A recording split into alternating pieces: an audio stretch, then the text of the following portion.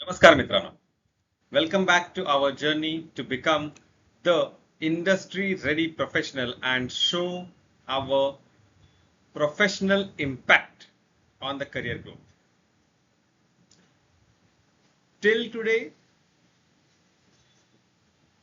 we were learning how to speak or how to listen, how to get confirmation, how to seek for help. Like we were standing on the other side of the table. Today, we will switch to the main side of the table, which is the leader's side of the table. And we will see how to give clear directions. In one of recent sessions, we saw how to get confirmation from the leader or the speaker to make sure we understood the concept clearly and we can implement by avoiding the reverb. Today we will switch the role. We will become the leader. We will become the speaker and see how to delegate the tasks, how to give clear directions. And this is a leadership skill. Now, this is not a professional soft skill. This is a leadership skill. Today, if you start practicing this particular skill of giving clear directions, you have started a parallel journey to become exceptional leader along with the industry ready professional. Is it clear? Perfect. Without any further ado, let us see what all things we will cover in today's session. First thing, we will see the sequential markers, that is first, next, then and finally. These are the sequential markers. We will see how to use these. Second, we will see verbally explaining the SOPs, how to explain the SOP verbally,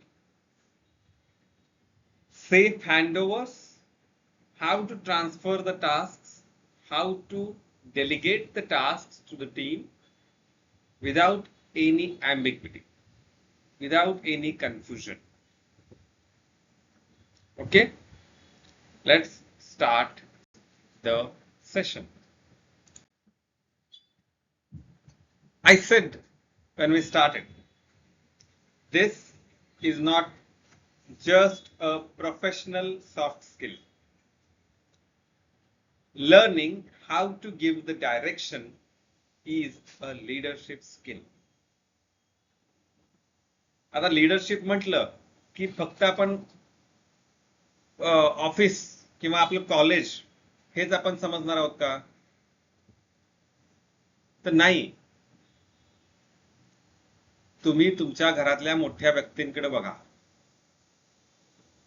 तुमच्या घरात एखादा कार्यक्रम असेल किंवा एखादा सण असेल, एखादा सणवार असेल काही, तर तुम्ही तुमच्या घरातल्या मोठ्या व्यक्तींकडे बघा. How they lead that particular event.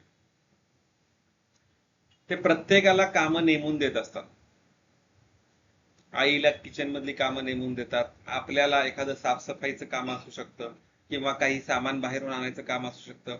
बरं, ते सांगताना असं सांगतात का, ही घे चिठ्ठी सामानाची, ही यादी आहे सामान आणायची, जा आणि घेऊन ये. ते कधीच असं करत नाहीत. तुम्ही ऑब्झर्व करा. ते आपल्याला सांगताना सांगतात की ही यादी आहे, हे एवढं सामान तुला आणायचं आहे, माझ्या बजेटनुसार एवढे रुपये यासाठी लागणार आहेत, हे घे आणि ही सगळं सामान याच दुकानातनं पर्टिक्युलरली घेऊन ये. Clear instructions. जर नाही दिले अशा क्लिअर इन्स्ट्रक्शन्स तर काय होईल? त्यांनी बजेट प्रमाणे एक रक्कम आपल्याला दिलेली आहे की 10 आयटम आणायचे, ते 1000 रुपये त्यांनी आपल्याला दिलेले आहेत. त्यांनी हे बजेट कुठून काढलं? त्यांनी या प्राइजेस कुठून घेतल्या? तर त्या पर्टिक्युलर एका दुकानातून त्यांनी त्या प्राइजेस घेतलेल्या आहेत. आणि जर त्यांनी आपल्याला सांगितलं नाही की त्या पर्टिक्युलर दुकानातनं ते सामान घेऊन या, तर काय होईल?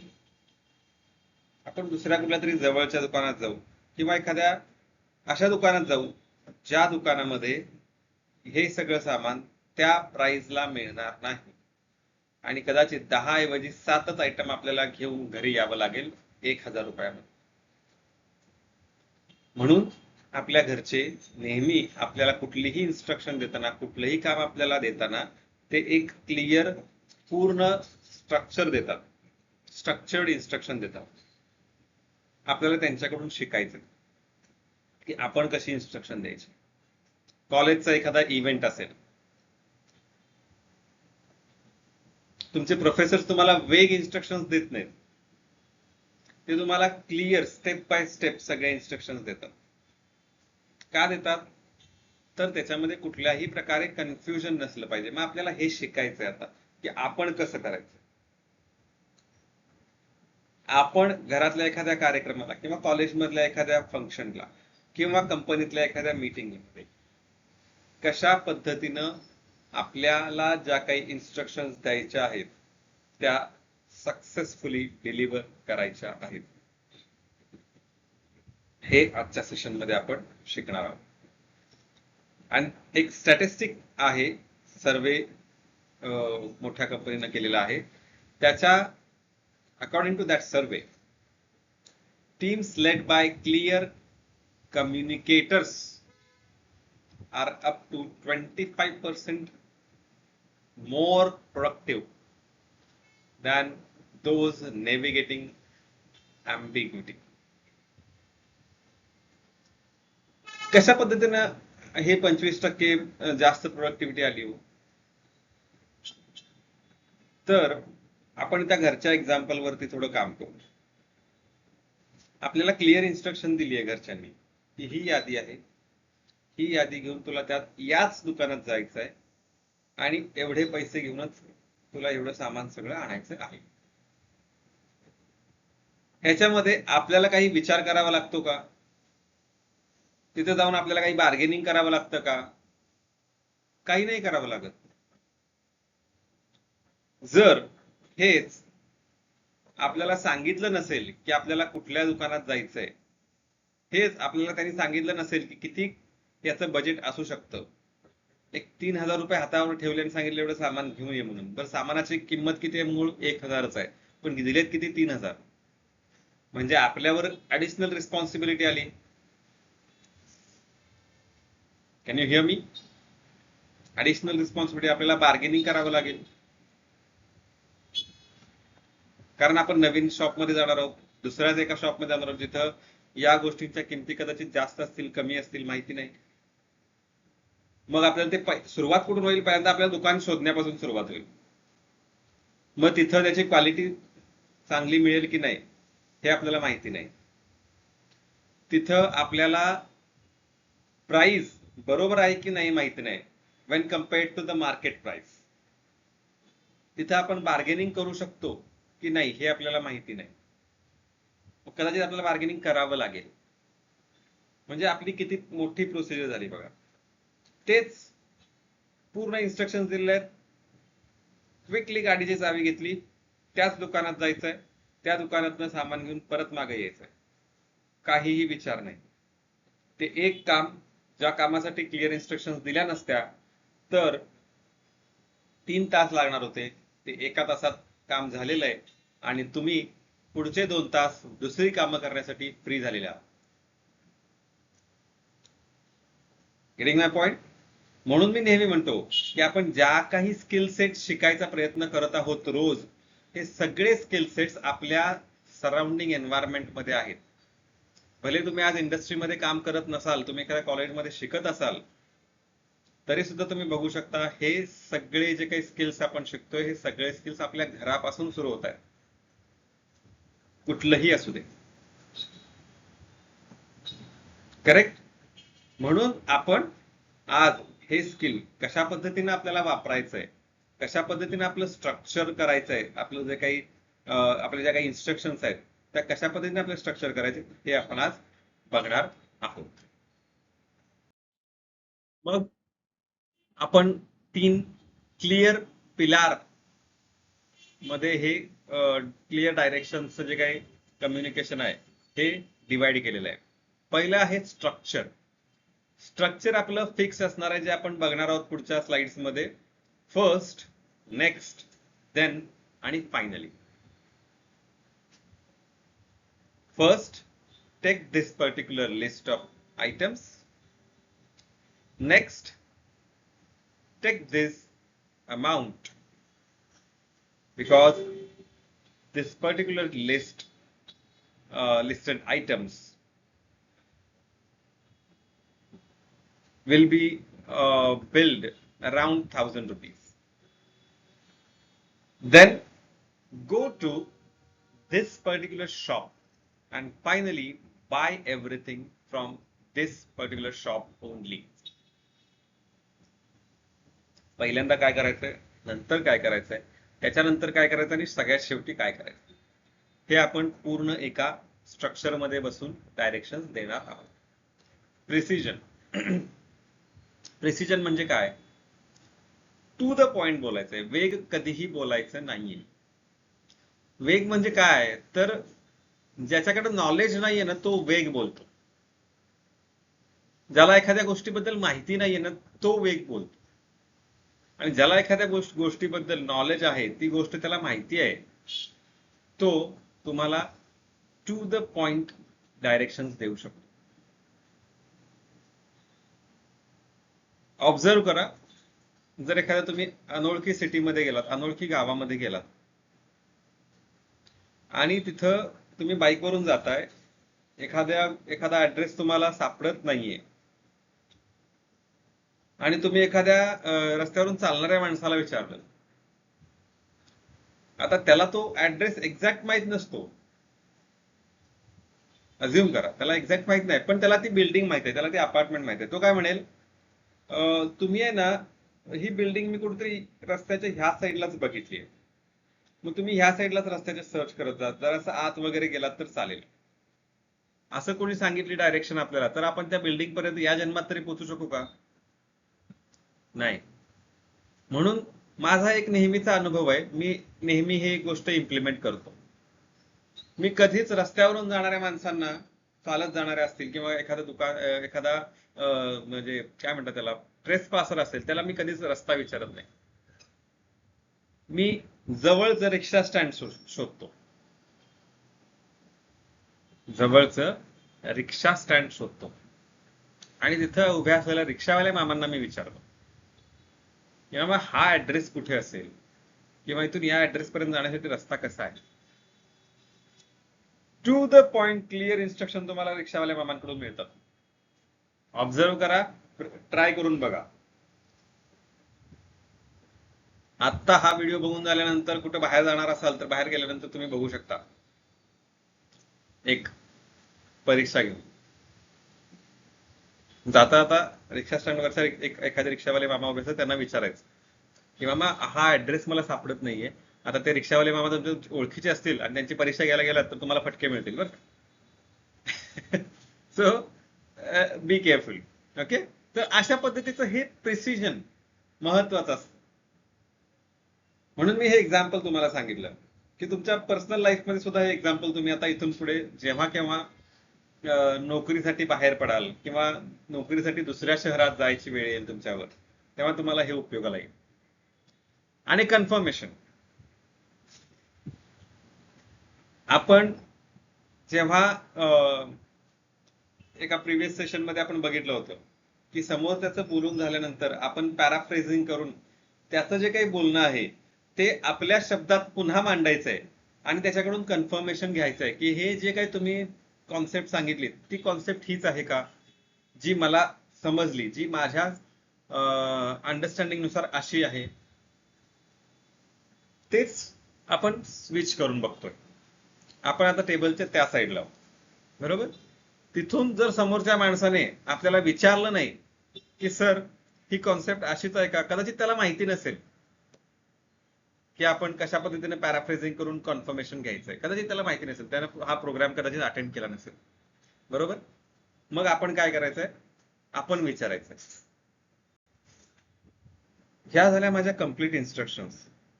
Can you please paraphrase the instructions and confirm your understanding? Getting the point? Perfect. मग आपलं हे जे काही स्ट्रक्चर आहे, आपण मगापासून म्हणतोय फर्स्ट, नेक्स्ट, देन फायनली. पहिल्यांदा आपण कॉन्टेक्स्ट सेट करायचा आहे. कॉन्टेक्स्ट म्हणजे काय, संदर्भ आपण व्यवस्थित त्यांना द्यायचा आहे पहिल्यांदा. त्याच्यानंतर आपल्या ज्या काही सिक्वेन्स स्टेप आहेत त्या आपण डिफाईन करायचे आहेत. त्याच्यानंतर आपण त्यांचे अंडरस्टँडिंग जी काय आहे ती त्यांच्याकडून रिपीट करून कन्फर्म करून घ्यायची आहे. आणि हँडओव्हर कंप्लीट झालेला आहे, प्रत्येक इन्स्ट्रक्शन आपली व्यवस्थित डिलिव्हर झालेली आहे, हे आपण कन्फर्म करून तो लूप क्लोज करायचा आहे. एव्हरी क्लिअर डायरेक्शन फॉलोज दिस 4 स्टेप रिदम. सेम आहे. कुठलीही क्लिअर डायरेक्शन तुम्ही बघा, तुमच्या घरी तुमच्या आई वडिलांनी दिलेली असेल, तुमच्या कॉलेजमध्ये तुमच्या प्रोफेसर्सनी दिलेली असेल, किंवा तुमच्या ऑफिसमध्ये तुमच्या मॅनेजरनी दिलेली असेल. आपल्याला हेच आपण सुद्धा प्रॅक्टिस करायची आहे. Getting the point? Perfect. Now when clarity changes everything. हे एक रिअल वर्ल्ड एक्झाम्पल आहे. हा जो काही मनुष्य जो काय म्हणतात त्याला, काल्पनिक आहे, पण त्याचं जे काही कॅरेक्टर आहे, तो कॅरेक्टर आधी सुरुवातीला अशा प्रकारचे इन्स्ट्रक्शन द्यायचा की just handle the client and on boarding. एखादा नवीन क्लायंट आपल्याकडं काम करून घेणार आहे आपल्याकडून, तर त्याचं क्लायंटचं ऑनबोर्डिंग हँडल करा, अशी तो त्याच्या टीमला एक वेग इन्स्ट्रक्शन द्यायचा. आणि मग कधी कधी क्लायंट प्रिशियस असतात, कधी कधी क्लायंट नॉर्मल असतात. मग आपला तो एम्प्लॉई आहे, तो मला परत नेहमी येऊन विचारणार की सर मग यांना आपण CRM थ्रू घ्यायचं आहे का, की जस्ट एक्सेल शीट मध्ये अपडेट करायचं आहे. करेक्ट. त्याच्यानंतर यांना आपण ईमेल कशा पद्धतीने पाठवायचं की हे व्हॉट्सअपवाले कस्टमर आहेत, आपले क्लायंट आहेत, की ज्यांच्यासोबत आपण व्हॉट्सअपवर कम्युनिकेट करणार आहोत रादर दॅन ईमेल. आपण किक ऑफ कॉल यांच्यासोबत अरेंज करायचा आहे का, की आपण डायरेक्ट प्रोजेक्ट मीटिंगला सुरुवात करणार आहोत. कदाचित झालेली असेल ना किक ऑफ मीटिंग त्यांची माझ्यासोबत, माहित नाही. आणि फायनली यांचं स्टेटस ऍक्टिव्ह मध्ये आपण कधी आणायचं आहे. करेक्ट. हे सगळे प्रश्न ते मला विचारणार, कदाचित एका दमात नाही विचारणार. पहिल्यांदा ते CRM मध्ये जाणार आणि मग CRM मध्ये गेल्यावर म्हणणार अरे यार या क्लायंटच्या ह्या डिटेल्स आहेत, पण CRM साठी ह्या डिटेल्स अजून लागतात. मग बहुतेक हा क्लायंट आपल्याला CRM थ्रू घ्यायचा नाहीये वाटतं. म्हणजे तिथं अझम्पशन आलं पुन्हा. करेक्ट. मग यांना आपण ईमेल थ्रू घ्यायचं की व्हॉट्सअप थ्रू यांच्यासोबत कम्युनिकेट करायचं आहे, नो क्लॅरिटी. मग ते आपल्याला सारखे येऊन डिस्टर्ब करणार. त्याच्यापेक्षा या माणसानं इन्स्ट्रक्शन कशी द्यायला सुरुवात केली बघ. First, open the CRM and locate the account. Next, send the welcome email using template, म्हणजे आपण ईमेल थ्रू कम्युनिकेट करणार आहोत. Schedule the kick off call and finally update the status to active. सारखं मला रिपीट करावं लागणार नाही. आता एकदा इन्स्ट्रक्शन्स क्लिअर दिलेले आहेत. आता 10 जरी क्लायंट आले तरी काही टेन्शन नाही. Perfect. Here is your 10-minute challenge, quick win task. After I complete the instructions, pause the video, implement this action, and then resume the video. Now I have given you the instruction. Yeah, have you heard? Here is your 10-minute challenge, quick win task. Okay. Pause the video, Once I complete the instructions, pause the video, implement the task, and then resume the video. How is this instruction? Much clearer, right? This is the example. Once you start practicing, your mind won't ask you. It will give you a flow of the words. It will give you the flow of sentences once you start practicing. And this is called as fluency. Perfect. So what is the challenge? Pick one recurring task जे तुम्ही रोज करताय तुमच्या team सोबत, जे तुम्ही delegate करू शकता. तुम्ही जर कॉलेजमध्ये असाल तर तुम्ही जर एखाद्या प्रोजेक्टवर काम करत असाल तर तुम्ही ते प्रोजेक्ट जो काही तुम्ही वर्क करताय प्रोजेक्टवर सध्या, त्या प्रोजेक्टचं जे काही तुम्ही डेलिगेशन केलेलं आहे ते डेलिगेशन तुम्ही बघू शकता. किंवा जर तुमच्याकडे प्रोजेक्ट आता सध्या चालू नसेल तर तुम्ही एक इमॅजिनरी स्टोरी बनवू शकता.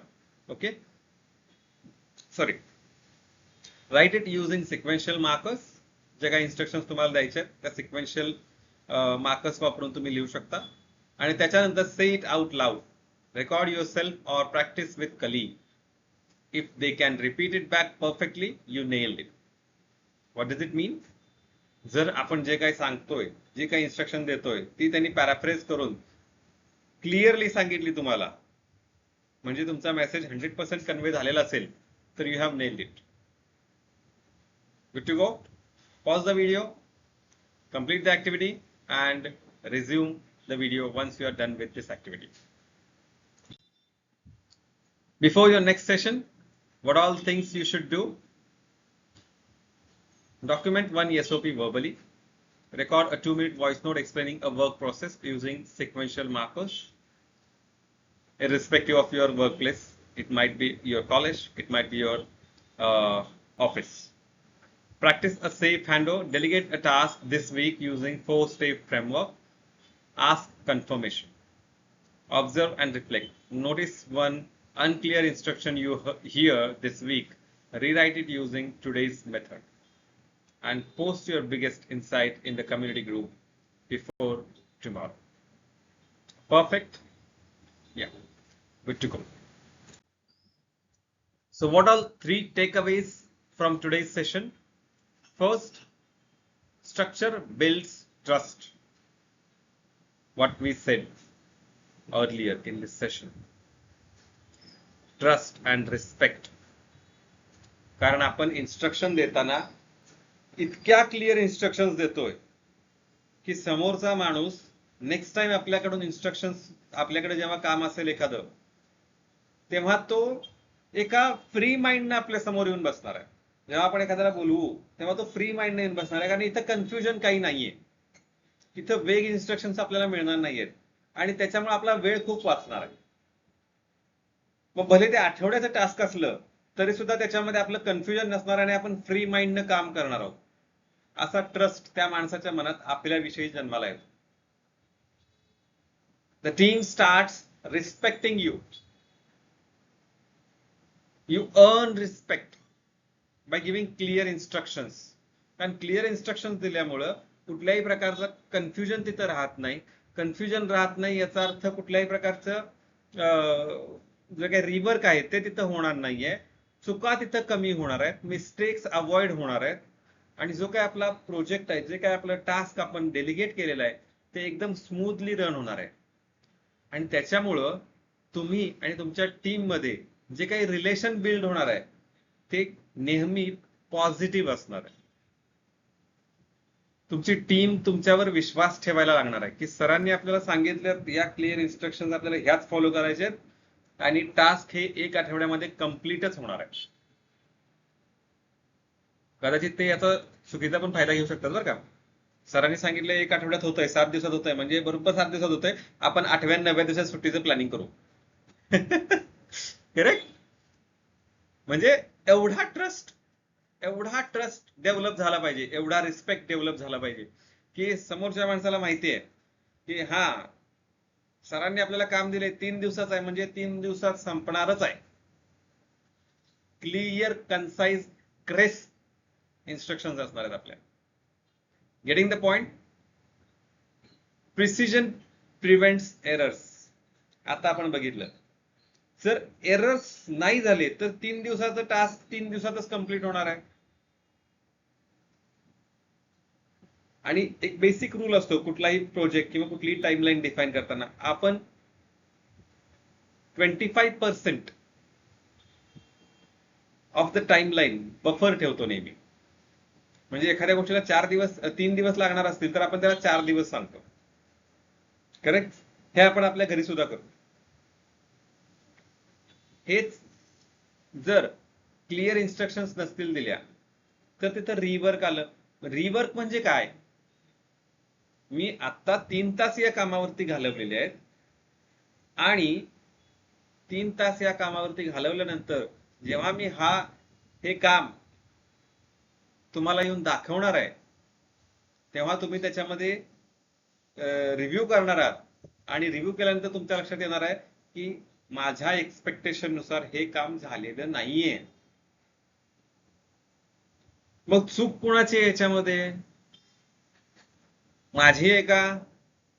मला तुम्ही काम सांगितलं ऑनबोर्डिंग क्लायंटचं करायचं आहे. मी बेसिकली जे काय आपल्या प्रोसिजर्स आहेत त्या फॉलो करून मी केलेलं आहे. तुम्ही वेग इन्स्ट्रक्शन दिली आहे मला. कदाचित ईमेल थ्रू कम्युनिकेशन नसेल करायचं, ते तर व्हॉट्सअप थ्रू कम्युनिकेशन करायचं असेल. पण 2 ऑप्शन होते, मी ईमेल चूज केला. प्रोसिजर मध्ये दोन्ही ऑप्शन आहेत ना, व्हॉट्सअप आणि ईमेल. मी ईमेल चूज केला. डबल काम लागलं ना. पुन्हा ते सगळं व्हॉट्सअप थ्रू पाठवावं लागेल. पुन्हा ते ऑनबोर्डिंग मला नवीन करावी लागेल. पुन्हा माझे नवीन 3 तास मला त्याच्यामध्ये घालावे लागतील. Getting my point? I hope everything is clear right now, till now. And last, confirmation closes the loop. समोरच्याने जरी नाही कन्फर्मेशन साठी विचारलं तरी आपण त्याला सांगितलं पाहिजे, आपण त्याला विचारलं पाहिजे, या माझ्या इन्स्ट्रक्शन्स आहेत, समजल्या आहेत का? नसतील समजल्या तर आत्ताच विचार. At the end of day तू जर मला विचारायला आलास की मला हे समजलं नाही तर I may not be in position to help you. Project management मध्ये हा फार महत्वाचा मुद्दा असतो. रेड फ्लॅग दाखवणे म्हणतात त्याला. जेव्हा जेव्हा आपल्याला काही प्रॉब्लेम वाटतोय तेव्हा तेव्हा आपण आपला रेड फ्लॅग दाखवला पाहिजे. आता याच्यामध्ये प्रॉब्लेम काय वाटायचा प्रश्न नाहीये. ज्या इन्स्ट्रक्शन्स मिळाल्या आहेत त्या क्लिअर आहेत, पण तरी सुद्धा आपण आपला रेड फ्लॅग दाखवला पाहिजे. विचारलं पाहिजे की मला जे कळलंय ते असंच आहे का, ही कॉन्सेप्ट अशीच आहे का, हे विचारलं पाहिजे. आपण एक्झाम्पल बघितलेलं आहे मागच्या सेशन मध्ये, बरोबर? याचा फायदा असा होतो की त्या एक्झाम्पल मध्ये आपण बघितलं होतं 30 सेकंड फक्त त्या माणसानं वापरले बॉसला विचारण्यासाठी की तुम्हाला कशा पद्धतीचा कस्टमर फीडबॅक रिपोर्ट हवाय, तुम्हाला निगेटिव्ह फीडबॅक्स प्रोडक्ट वाईज आणि ऍक्शन प्लॅन हवाय का. किती वेळ लागला हे विचारायला? फक्त 30 सेकंड लागले, पण तिथे क्लॅरिटी आली. मॅडमना पॉझिटिव्ह फीडबॅक्स हवे होते. कशासाठी? तर बोर्ड प्रेझेंटेशन साठी. म्हणजे पर्पज पण कळाला. जो काय आपण रिपोर्ट बनवणार आहोत त्या रिपोर्टचा पर्पज आपण फायनल करू शकतो. Perfect, very good. With that saying, thank you so much. आणि आज आपण एक नवीन कीप इन्क्लूड करणार आहोत, कीप लीडिंग. कारण स्टुडंट झोन मधून आपण प्रोफेशनल झोन मध्ये आल्यानंतर किंवा येत असताना आपण एक पॅरलल जर्नी सुद्धा सुरू करत आहोत. जी आपली स्टुडंट झोन मधून प्रोफेशनल झोन मध्ये जाण्याची जर्नी आहे, त्या जर्नीच्या पॅरलल जर्नी आपण एक अजून सुरू करत आहोत आजपासून. ती म्हणजे लीडरशिप क्वालिटीज डेव्हलप करण्याची. आणि म्हणून आज आपण म्हणणार आहोत keep practising, keep studying, keep leading and keep speaking. Keep speaking नेहमी लास्टच असेल, कारण जोपर्यंत आपण कीप स्पीकिंग वरती फोकस करणार नाही तोपर्यंत आपण या कुठल्याही गोष्टी अचीव्ह करू शकणार नाही आहोत. म्हणून आपल्याला बोलायचं आहे, आपल्याला प्रॅक्टिस करायची आहे बोलण्याची. ठीक आहे. Thank you so much.